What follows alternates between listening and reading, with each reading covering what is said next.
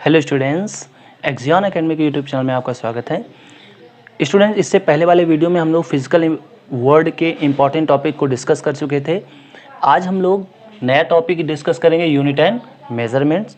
ठीक है, अब यहाँ पे यूनिट एंड मेजरमेंट डिस्कस करने से पहले हम यहाँ पे बेसिक से ही शुरू करेंगे।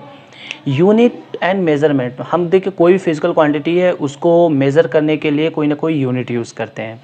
तो सबसे पहले हम यहाँ पे पढ़ते हैं कि फिजिकल क्वांटिटी क्या होती है। फिजिकल क्वांटिटी क्या होती है ये हमें जानना है।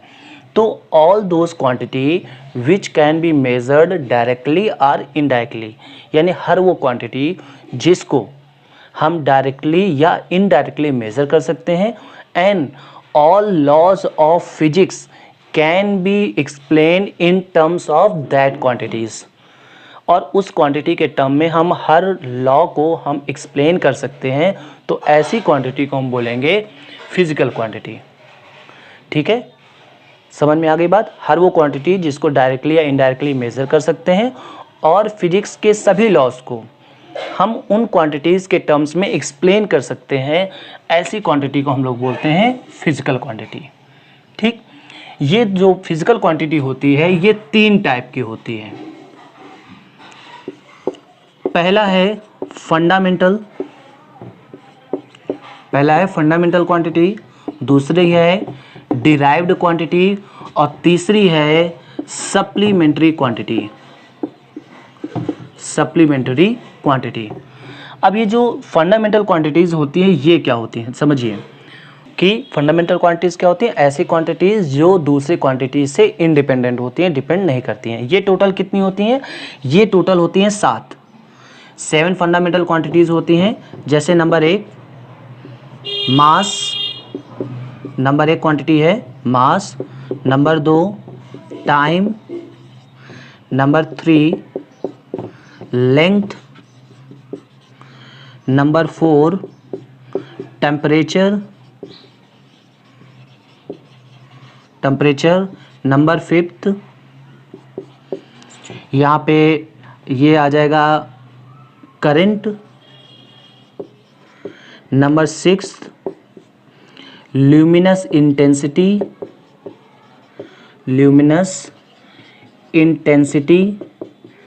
और नंबर 7 है अमाउंट ऑफ मैटर। तो ये टोटल 7 फंडामेंटल क्वांटिटीज़ होती हैं। Mass, time, length, temperature, current, luminous intensity और अमाउंट ऑफ मैटर। यहाँ पे मास की जो यूनिट होती है वो होती है केजी, टाइम की यूनिट सेकेंड, लेंथ की यूनिट मीटर, टेम्परेचर की यूनिट केल्विन, करंट की यूनिट एम्पियर, ल्यूमिनस इंटेंसिटी की यूनिट कैंडेला, ध्यान समझिएगा कैंडेला, और अमाउंट ऑफ मैटर की यूनिट होती है मोल, जिसको हम रिप्रेजेंट कर सकते हैं स्मॉल m से या म्यू से। ठीक, इतनी बात समझ में आ गई। अब फिजिकल क्वांटिटी को छोड़ करके फंडामेंटल क्वांटिटीज़ को छोड़ करके जितने भी बाकी फिजिकल क्वांटिटीज़ होती हैं उनको हम बोलते हैं डिराइव्ड क्वांटिटी। जैसे कि फोर्स हो गया, प्रेशर हो गया, एरिया हो गया, कुछ भी। उसके बाद सप्लीमेंट्री क्वांटिटी में 2 ही आते हैं। एक होता है प्लेन एंगल, ठीक है, एक है प्लेन एंगल जिसकी यूनिट होती है रेडियन, और एक होता है सॉलिड एंगल और इसकी यूनिट होती है स्टे रेडियन। ठीक है, अब देखिए फंडामेंटल क्वांटिटी समझ में आ गया। अब फंडामेंटल यूनिट क्या होती है? तो the unit of fundamental quantities is called fundamental unit. तो जो मैंने यहाँ पे लिखे हैं ये इनकी फंडामेंटल यूनिट्स हैं। क्लियर, इतनी बात समझ में आ गई? ओके, अब यहाँ पे फिजिकल क्वांटिटी समझ लिया, fundamental quantity, derived quantity, supplementary quantity. इतना समझने के बाद अब हमें यहाँ पे समझना पड़ेगा कि सिस्टम ऑफ यूनिट्स क्या होती है। सिस्टम ऑफ यूनिट, तो देखिए वो मैं बता दे रहा हूँ यहाँ पे, और इसके बाद बाकी कुछ जो भी होगा वो हम लोग नेक्स्ट वीडियो में डिस्कस करेंगे। और नेक्स्ट वीडियो इंपॉर्टेंट होगा इसलिए आपको पर डे आना है। तो देखिए यहाँ पे बात आती है सिस्टम ऑफ यूनिट। तो देखिए सिस्टम ऑफ यूनिट का मतलब होता है a complete set of unit, a complete set of unit which is used to define to measure, ये कह सकते हैं कि a complete set of unit which is used to measure physical quantities is called system of unit.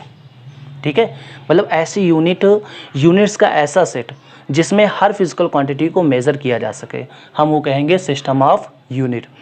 जो सबसे ज़्यादा use होता है वो होता है MKS, और भी बहुत सारे हैं CGS, FPS एंड SI।